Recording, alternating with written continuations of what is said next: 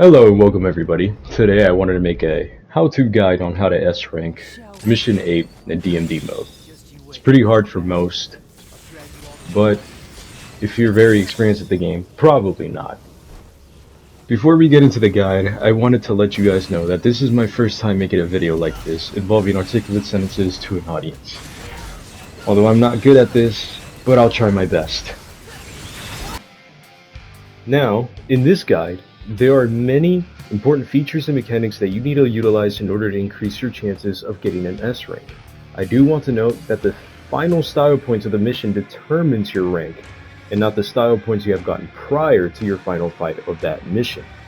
So for example, let's just say you have gotten 5,000 style points in each section of the mission. That means you're getting 5,000 points on average, or a little bit more on your next fight. However, when it comes to the last fight of the mission, like going against the boss, if you perform well, then you might get over 6,000 style points.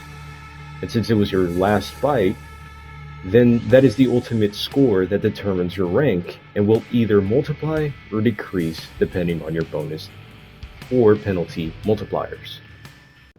The skills needed in order to increase your style are Caliber, EX attacks, which is utilizing the Exceed system. Now, EX Caliber is your go-to attack when it comes to style because it uses up all the stocks in the Rev engine. And since it's so powerful, it boosts your style meter up to 1 rank. Secondly, the useful and damaging attacks are Hardway and Painline, because they give you hyper armor, which is good to use when it comes to yours and sending out a shockwave. Lastly, the damaging attacks, which are Collar Up and Charge Shot. It melts the enemy's defenses, so please make sure to use it. And now the damaging, the ones that absolutely overwhelm the enemy is Aerial Combo and Roulette Spin. Combined with Double Trigger, yeah, the enemies are done for. Bringer Knuckle is also great as well, because if you end up hitting an enemy that ends up flying away, Bringer Knuckle just catches them. Make sure to use that as well. To start off the mission, always make sure to have double breakers. They are powerful in their own respective ways. I always use these sets for Mission 8, which is Magazine 3, Magazine 2. I'll get into why I use them. Each one has a purpose and are useful in other missions as well. To start off, make sure to put Overture as the first one, because you would want to use Breakage on the Helen Tenoras. Always have a Ragtime ready as your second because you're going up against a Fury, and you want to make sure to use Slow World as it spawns in. And now, this is where the Buster Armbreaker comes in. Buster Armbreaker is a lot more powerful compared to Nero's Double Buster and is a guaranteed one-shot if you use it at the right time. The second Buster Breaker is for Proto Angela, if you don't feel like fighting against this red face. And there's another Ragtime, which I use it to defeat all the Impusas in the optional stage. And the rest aren't as important, but they are pretty useful nonetheless. Now, for the second set is what I use to go up against Urizen. A lot of Helter Skelters in order to break his crystals faster. And the Ragtime is to slow down the time so that I could hit him even more before he recovers his upcoming crystals. Now, if you manage to stun him to where he kneels, this is when you would use the Buster Breaker for big damage. The rest of the Double Breakers is for the same process. Now picking up from where we left off, here I am fighting a couple of Helkinas. What you would want to do here is to make sure to get a triple S in this section of the fight. But don't kill off the last Kaina, because then that would finish the fight. The more you prolong the fight while maintaining a triple S, the better your style points would be. Now entering the second set of enemies, do the same as I explained. Just prolong the fight, don't kill them off, right? Here, as you can see, I am attempting to grapple the enemy, and what I'll do here is an EX Caliber. See how much my points increased. Now approaching the last fight for this section, make sure to use EX Taunt to stop your style rank from going to a triple S to a double S. Charge up Overture so that you could grapple. the Antenora and stick the Overture on him. Because of Nero kicking him away, the Antenora becomes aggressive and starts to come after you, which then you would want to use that to your advantage by grappling the other Antenora and hit him a couple of times. Jump when the other Antenora stuck with an Overture is about to attack you and shoot, causing both to explode. Now, if you want to damage a Hell Antenora, the best thing you could do is combo C. And then send them high up in the air and buster them so that once they buster to the ground, they won't fly anywhere else, causing them to not aggro at all. Here I will attempt to do the same thing. By doing combo D, it just slams them down to the ground, but it doesn't send them flying away. I just did that with combo B, but it did the most damage. Now, Slow World. You will realize that a Fury is actually pretty weak, and I got it down enough to use a Buster. And like I said, here is where you would want to use the breakage on your Buster. And look at those points. It's just like I said, if you want to get great points at the start, like I explained, you need to keep all the enemies alive until you reach to the third stage of that area with a triple S. The best thing you could do to get your points up to 6,000.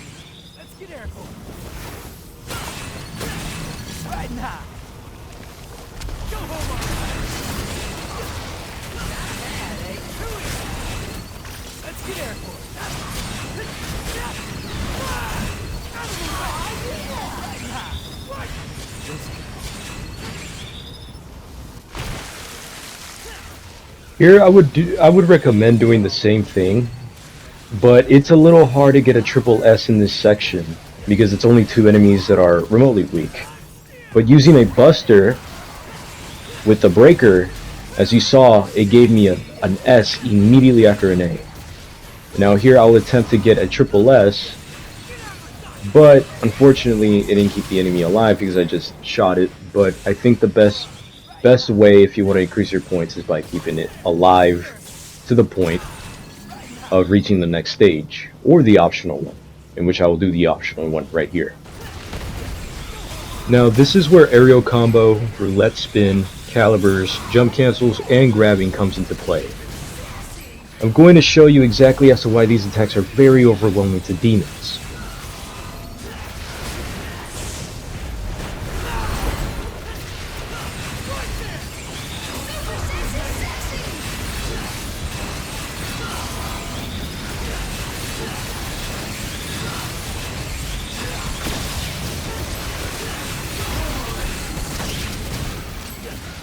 I just want to make note that do not use the Buster Arm Breaker to its full potential. Use that for the Proto-Angelo fight that's coming up. But here I'm going to show you that I'm juggling this enemy in the air by using my Devil Bringer while doing a grab attack. And now I forgot to mention that collar up and charge shots are absolutely powerful. But I want you to study this whole segment because this is how I fight. Jump cancels, roulette spins, calibers, double downs, pay lines. This is the proper way to fight riots that are in the air or on the floor, because it's not fun fighting them.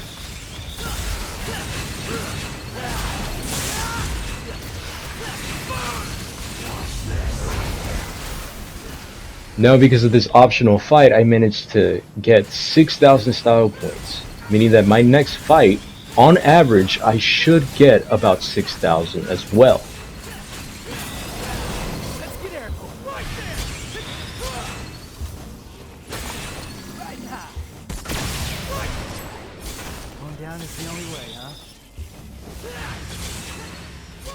Now in this fight, I suggest focusing on the lesser demons since they can be a hindrance to you if they end up shooting projectiles at you. After you took care of them, try your best to knock Proto-Angelo up so you can damage him with roulette spins while DT is activated, because Bringer Claws does a lot of damage.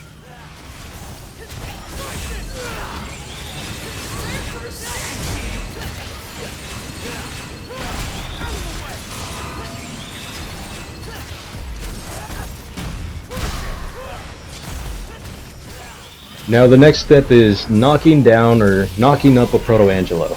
That's gonna be pretty hard. But if you do end up doing that, it's just like I said, if you got him in the air, do roulette spins. But if he DTs, then that's a little bit hard to do. And here I'm going to explain that if he's charging at you with a horizontal sweep, I recommend you, no, not recommend you, right now I'm telling you that you should parry him with only one stock of exceed while doing shuffle. Because if you had 3 stocks, he recovers and it's not good. But with 1 stock, as I'm going to show you, he sends him flying away. When Proto-Angelo is at half health or below half health and knocked down, immediately use Buster Breakage form because it's a guaranteed one shot, but only if he's below half health, as shown through here. So it's better to be safe than sorry when it comes to dealing against his red phase, because his red phase, he's just going to rush you all the time, and it's not really fun to deal with, unless if you want to parry him all the time. So I managed to get the same amount of points as I did as the other optional fight, meaning that finally for this section, I got an S rank. For this section only. Now here, I used Ragtime, Slow World, and like I said, big damage, Bringer Claw, while using Roulette Spin. It's always so useful, does a lot of damage.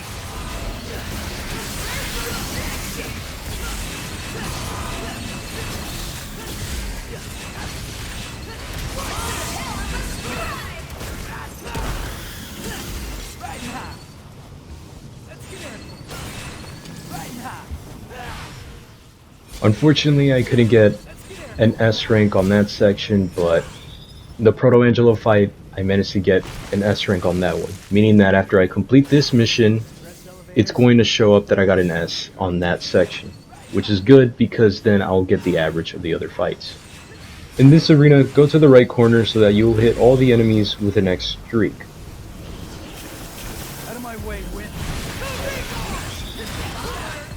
If you actually aimed it well enough, unlike I did, you can hit all 3 of them. Now, when it comes to nobodies, the best advice that I can say is deal with the lesser enemies first, just like with the Proto-Angelo. And after you've dealt with them, don't let up when it comes to attacking a nobody. Go absolutely wild attacking the nobody. So just completely go crazy on it. Not only that, the best way to knock one down is to use attacks like Combo D, because it slams directly onto the ground. Hard Way, because Hard Way completely knocks him to the ground. Basically any attacks that involves knocking the enemy or the nobody to the ground, as you saw with that Hard Way, it's useful because it immediately just knocks the nobody down to the ground. And as you can see, I'm being very aggressive with this nobody. Just don't let up.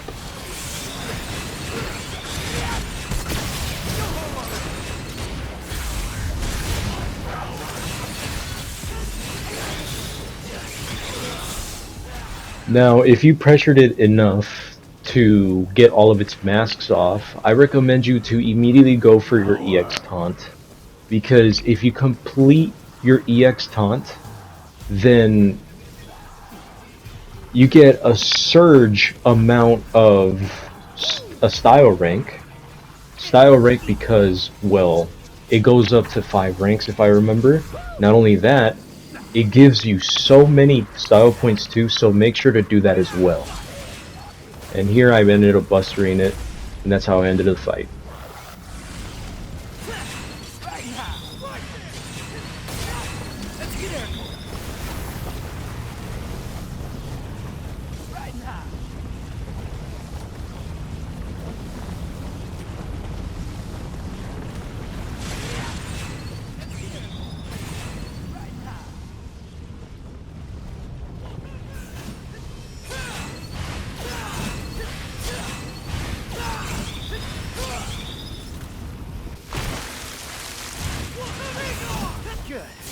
finally made it.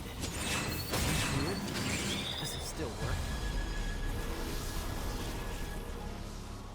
So this is what I was talking about when it comes to your double breaker set.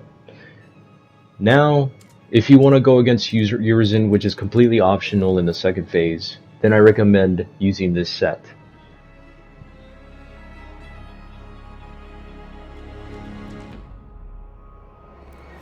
Let's get airborne.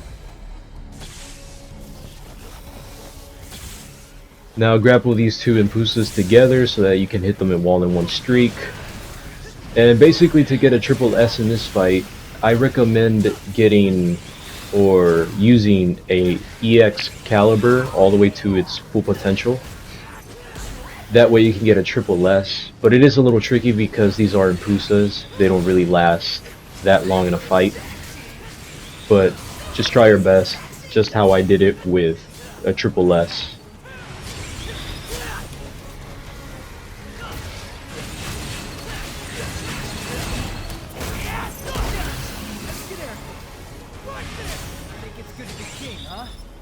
Not for much longer.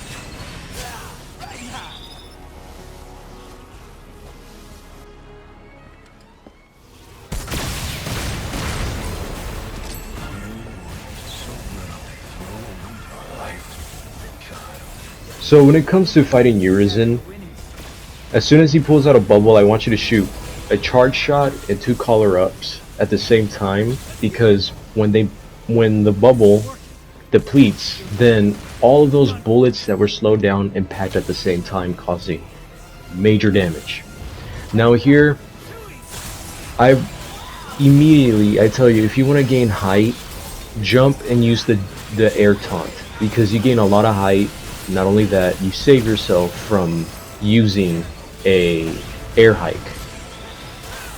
And when 2 lasers spawn, I want you to know that when 2 lasers spawn, when you're finally in the middle,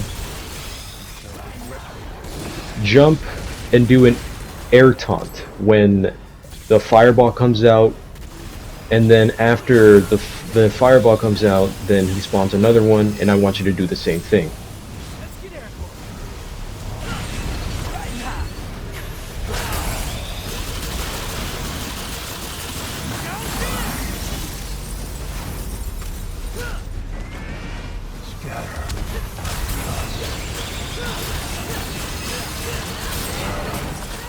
Okay, so this is where Payline and Hardway come in play.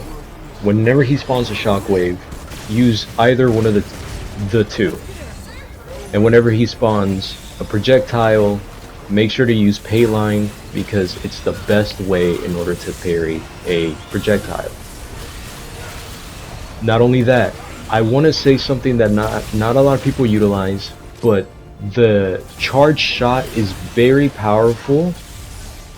Well, yes, it's powerful, but I want to say that there's other uses. When there's charge shot, when you do it in the air, Nero kind of knocks back because of the recoil. And since it puts recoil on Nero, then Nero gains some distance from the enemy, from Urizen, for example, as I'm going to show later in the fight. Also, make sure to save up your DT in this fight, because your DT is your last resort when it comes to iframes. And after you crack is Urizen's shield, immediately go for a slow world, and it'll spawn a second one. But after you crack his second shield, he immediately spawns in the third one, not giving you that much time to attack.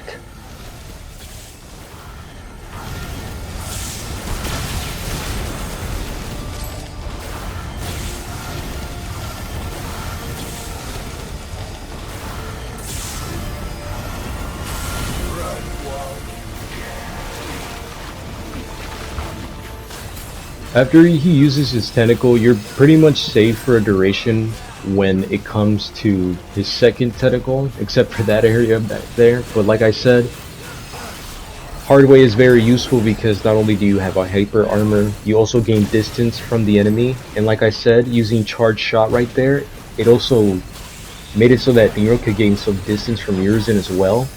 So these two attacks, very powerful in their respective ways, but they also send you back into a direction where you could get to safety a lot faster, as you saw right there. But pretty much in this whole entire fight, what you would want to do is just jump around. But make sure to never spam the air taunt, because if you do, then you'll end up just triggering his DT while he's retaining most of his health. That's not good. But as you can see here, his second shield let up, but unfortunately he's going to spawn it back immediately here.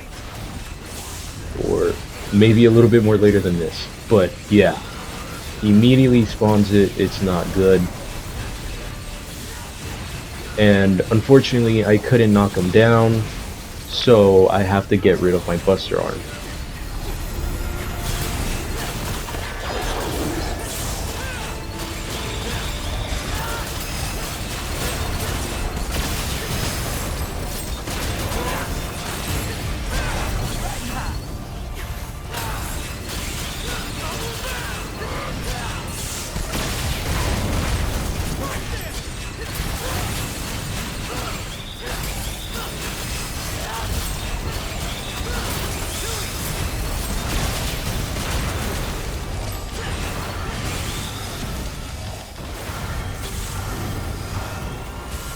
When he spawns a laser, immediately anticipate a tentacle coming your way, because he always spawns one, and it's not good. But after he does that, immediately get behind the trajectory of the laser so that you wouldn't have to worry about two things: the laser and the tentacle. So be wary of that. I also want to tell you that save up your DT until you break his shield, where you have to completely go wild on him using Bringer Claw, Bringer Knuckle, all the EX attacks you can do in the air. As you can see, that right there, like I said, save up your DT at the final moment, because it'll save you. Now he spawned the bubble, shoot 3 times, ended up with a triple S immediately. Great.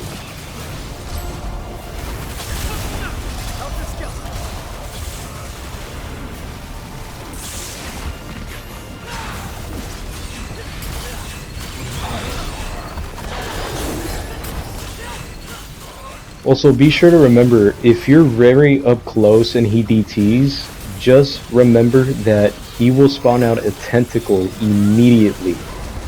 Or not immediately, but he does so very close. And it could really catch you off guard. And here, he spawns another tentacle, which, the good thing, I was behind the laser, because I didn't have to worry about that.